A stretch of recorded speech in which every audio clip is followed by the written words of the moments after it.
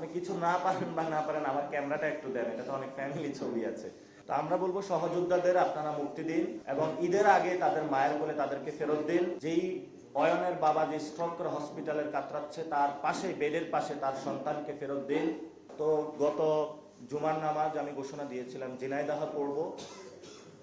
ঝিনাইদহতে মসজিদ থেকে বের হওয়ার পরেই আমার উপরে হলো ডিম ছুঁড়ে মারা হয় এবং আমি সেটা ব্যাখ্যা করেছিলাম। এরপরেই এবং আমার ডিমটা যখন মারা হয় আমার চোখে এসে লাগে, আমি চোখে অন্ধকার দেখতেছিলাম, পাশে থেকে একজন জানালো যে ডিম ছুঁড়ে মারা হয়েছে। একটু পরে আমার মাথায় একজন হলো ঘুষি দেয়, এরপরে হলো তারা ইট পাটকেল নিক্ষেপ করা শুরু করে। তারপরে হলো আমাদের যারা সহযোদ্ধা আছে তাদেরকে হকি স্টিক দেশীয় অস্ত্র নিয়ে তারা রক্ষী বাহিনীর মতন হলো তারা ঝাঁপিয়ে পড়ে।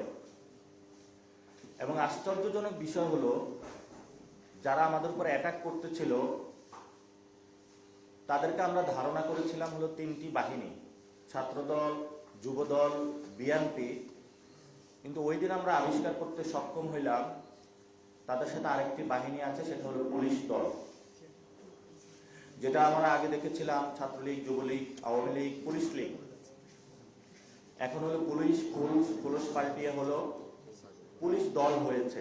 তারা একসাথে যৌথভাবে আমাদের উপরে যৌথ বাহিনীর উপরে হামলা করেছে। সেখান থেকে আমরা বাঁচার জন্য একটু সামনে গিয়ে জনতা তাদেরকে প্রতিরোধ করে এবং সেখানে তাদের যে অস্ত্রশস্ত্র তারা নিয়ে এসেছিল সেই জায়গা থেকে আমরা একটা স্টিকও উদ্ধার করতে সক্ষম হই এবং সেটা বিএনপির পক্ষে যিনি প্রোপাগান্ডা করে থাকে জুলকারনাইন সাহেব পুরো বাংলাদেশে ছড়িয়ে দেয় যে আমরা নাকি আগ্নেয়াস্ত্র বহন করেছি। আমরা সরকারকে চ্যালেঞ্জ করছি, যারা এই ধরনের প্রোপাগান্ডা চালিয়েছে, ভিডিও ফুটেজ রয়েছে, কোনো ধরনের এই ধরনের যদি আগ্নেয়াস্ত্র, কোনো ধরনের যদি অস্ত্র আমরা বহন করে থাকতাম, আমরা সরকারকে চ্যালেঞ্জ করছি, তাহলে আমি স্বেচ্ছা কারাবরণ করবো ইনশাআল্লাহ। এরপরে যখন আমাদের উপরে হামলা হলো, হামলার পরে আমরা বিচারের জন্য থানায় গেলাম। থানায় যাওয়ার পরে তারা মামলা না নিয়ে বিদ্যুতের লাইন তারা অফ করে দিল। আমরা চেক করলাম আশেপাশে প্রত্যেকটা জায়গায় হলো বিদ্যুৎ আছে, শুধু ঝিনাইদহ সদর থানায় বিদ্যুৎ ছিল না। তারা 6 ঘন্টা বিদ্যুৎ অফ রেখেছে। তারা শুধু আশান্বিত করছিল মামলা নিবে। একটু পরে ওসি, এএসপি হলো থানা থেকে হলো সটকে পড়ে। এরপরে হলো তারা যখন সন্ধ্যার পরে রাতের অন্ধকার হয় আমাদেরকে এসে থ্রেট করা শুরু করে যে বাহির থেকে লোক নিয়ে এসে আমাদেরকে মারা হবে। বিভিন্ন এমপি মন্ত্রী দিয়ে আমাদেরকে ফোন দেওয়ানো শুরু করে। আমরা বলেছি আমরা বিচারের জন্য এসেছি, মামলা না করে আমরা যাব না। একটা পর্যায়ে তারা বাধ্য হয়, আমরা ইজাহারপত্র যেটা সেটা তারা অভিযোগপত্র নেয়। আমাদের উপর যারা হামলা করেছে সুনির্দিষ্টভাবে ভিডিও ফুটেজ দেখে তাদেরকে আমরা সেখানে হলো তাদেরকে মামলা দিয়েছি এবং সেখানে আমরা ঝিনাইদহ যিনি জেলা প্রশাসক রয়েছেন আব্দুল মজিদের নামটাও ছিল। পুলিশ যখন বলেছে যে তার নাম বাদ দিতে হবে, যেহেতু উনি প্রত্যক্ষ ছিলেন না পরোক্ষভাবে ছিলেন, আমরা নাম বাদ দেই। তারপরে তারা মামলা নেয়। মামলা নেওয়ার পরে ঠিক যখন আমরা থানা থেকে বের হব প্রায় 1000 অস্ত্র শস্ত্র নিয়ে, লাঠি সোটা নিয়ে থানার এসে গেট ভাঙা তারা শুরু করে। তখন আমি একটা স্ট্যাটাস দিয়েছিলাম যে প্লিজ সেভ আস, এবং আমি কালেমা পড়ে মৃত্যুর প্রস্তুতি নিয়ে হলো আমি ওইখানে পুলিশ যারা ছিল তারা পিছনে পালানো শুরু করে। জানের জায়গাটা ছেড়ে দিয়ে আমি ওইখানে বসে থাকি যে ঠিক আছে আজকে আমার জান চলে যাবে। পরবর্তীতে তারা যখন এসে দেখলো যে আব্দুল মজিদের নামটা বাদ দেওয়া হয়েছে এবং পুলিশ তাদেরকে বলো তোমরাও একটা মামলা দাও, এই মামলায় কিছু হবে না, তোমাদের মামলাটাই অ্যাক্টিভ করা হবে, তখন পুলিশ তাদের সাথে একটা নেগোসিয়েশন করে। আমাদের যেটা দেখে মনে হয়েছে একসাথে পুলিশ আমাদের উপরে হামলা করেছে, 8 ঘন্টা বিদ্যুৎ বন্ধ রেখে রাতের বেলা আবার পুলিশ তাদেরকে ডেকে নিয়ে এসে আমাদের উপরে আমাদেরকে খুন করতে চেয়েছিল। তা আমার ওই সময় হলো বাহিরের যে চিত্রটা দেখেছি, মুক্তিযুদ্ধের পরে আমরা রক্ষী বাহিনীর কথা নাম শুনেছিলাম, তাদের বর্বচরিত ইতিহাসের কথা আমরা পড়েছি বইয়ে, কিন্তু যদি সচক্ষে দেখার সুযোগ, সেটা হলো আমরা গোপালগঞ্জে দেখে এসেছিলাম আর ঝিনাইদহতে দেখে এসেছিলাম। হামলা, অস্ত্রশস্ত্র একই কায়দা, শুধু এটা দলের মধ্যে পার্থক্য। এবং আমরা যখন ঝিনাইদহ থেকে তারপরে চলে আসি, এরপরে অয়ন নামে যুবশক্তির একজন নেতা, যার আব্বুল স্ট্রোক করেছে, হাসপাতালে তার বাবা চিকিৎসাধীন, সে বাবার পাশে গিয়েছে রাতের বেলায়, তাকে সেখান থেকে হলো ডিবি তুলে নিয়ে আসে। আশিক নামে একটা ছেলে, তাকে হলো ডিবি তুলে নিয়ে এসে রিমান্ডে নিয়ে যায়। এবং প্রত্যেকটা ঝিনাইদহে যারা ছাত্রশক্তি, যুবশক্তি, এনসিপি, সাধারণ মানুষ পাকিস্তান আমলে যেমন দরজায় ঠকঠক করত, রাতের বেলায় হলে যারা ঘরে মা বোনরা রয়েছে এই ধরনের ঠকঠকের আওয়াজ এখন শুনতে পাচ্ছে। আমি ইতিমধ্যে একটা ভিডিও শেয়ার করেছি যে পুলিশ কিভাবে হলো দরজার সামনে গিয়ে দাঁড়াচ্ছে। সরকার হলো জঙ্গল সলিমপুর থেকে যৌথ বাহিনী দিয়ে মুক্ত করার প্রচেষ্টা চালাচ্ছে, কিন্তু ছাত্রদল, যুবদল, বিএনপি এবং পুলিশ মিলে তারা নব্য একটি আইনের শাসনকে ব্যত্যয় করে জঙ্গলি শাসন কায়েম করেছে তারা ঝিনাইদহে। আপনারা দেখেছেন গতকালকে আমাদের মুখ্য সংগঠক হাসনাত আব্দুল্লাহ সেখানে গিয়েছে, যারা আহত আছে তাদের সাথে কথা বলেছে। এখন পর্যন্ত আমরা সেই ধরনের আশার বাণী মানুষ থেকে শুনতে পাইনি, এখনো গ্রেপ্তার চলছে।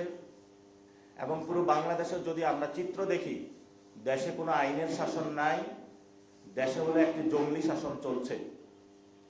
এবং দেশে একটি বাহিনী, রক্ষী বাহিনীর ভূমিকা অবতীর্ণ হয়েছে, যে রক্ষী বাহিনী আপনার কোনো যুক্তিতর্ক মানছে না, ক্ষমতার মোহে পাগল হয়ে যেখানে পারে মানুষের সাথে চাঁদাবাজি করছে, সন্ত্রাসী করছে, মানুষের উপর আঘাত করছে। এবং সরকার যখন বিচারের কথা বলে 1 মাসের প্রতিশ্রুতি নিয়েছিল রামিসার হত্যাকাণ্ডে, কিন্তু আজকে কত দিন হয়েছে আমরা সরকার থেকে একটি টু শব্দ পাইলাম না শহীদ উসমান হাদি ভাইয়ের বিচারের হত্যাকাণ্ড নিয়ে। ওনাকে যে খুন করা হলো,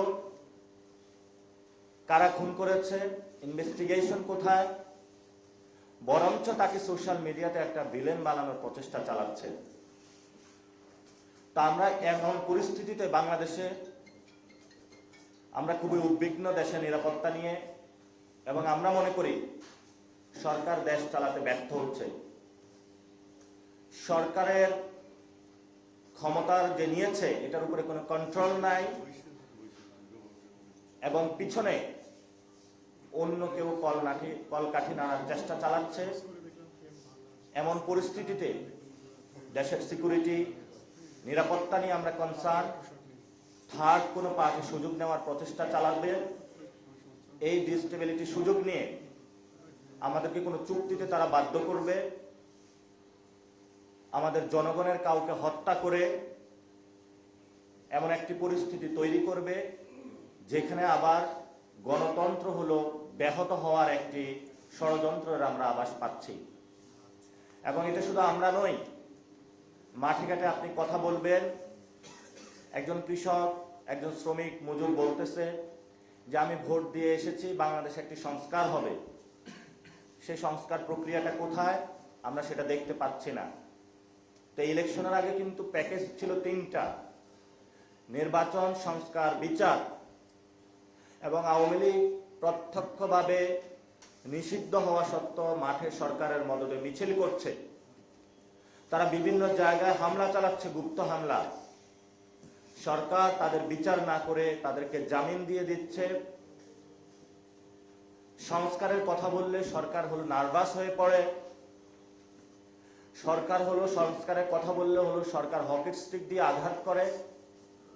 তা আমার জায়গা থেকে আমি বলবো, আমাদের যারা সহযোদ্ধা ঝিনাইদহে সন্ত্রাসী রাজত্ব কায়েম করেছে, এই ধরনের রক্ষী বাহিনী আমাদের ভাইদেরকে তারা প্রতিনিয়ত তুলে যাচ্ছে, এগুলো আপনারা বন্ধ করুন। 80 পয়েন্টকে মুক্তি দিন, মামলার খেলা থেকে মামলাবাদী থেকে বন্ধ করুন। এবং আপনারা সেখানে আমার একটা ফ্যামিলি ক্যামেরা, যেখানে আমার ছবি থেকে শুরু করে ফ্যামিলি সবকিছু রয়েছে, সেটা তারা ডাকাতি করে নিয়ে গিয়েছে। এই ধরনের চোর বাটপার এটা বললে তারা কারণকে বলবে যে তাদেরকে বলা হয়েছে। এখন আপনি দিনে দুপুরে মিডিয়ার সামনে আমার ক্যামেরা ডাকাতি করে নিয়েছেন। এখন একটা যেই কোনো সাধারণ মানুষের এই ধরনের যদি মোবাইল নেওয়া হয়, তাকে তো বলা হয় ছিনতাইকারী।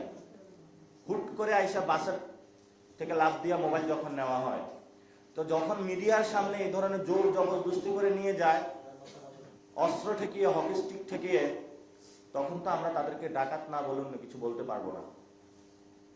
তা আমরা সরকারের কাছে আহ্বান জানাবো, আপনি কিছু না পারেন বা না পারেন, আমার ক্যামেরাটা একটু দেন, এটা তো অনেক ফ্যামিলি ছবি আছে।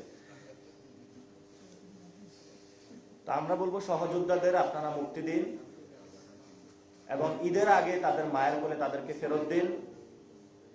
যেই অয়নের বাবা যে স্ট্রোক করে হসপিটালের কাতরাচ্ছে, তার পাশে বেডের পাশে তার সন্তানকে ফেরত দিন। অয়ন ছেলেটা আমার কাছে এসেছিল, তার বাবা সে চিকিৎসা করাতে পারতেছিল না। সে বলতেছিল যে ভাই আমার বাবাকে কোনোভাবে যদি একটু হেল্প করতে পারেন, এই জন্য আমি আপনার কাছে এসেছি।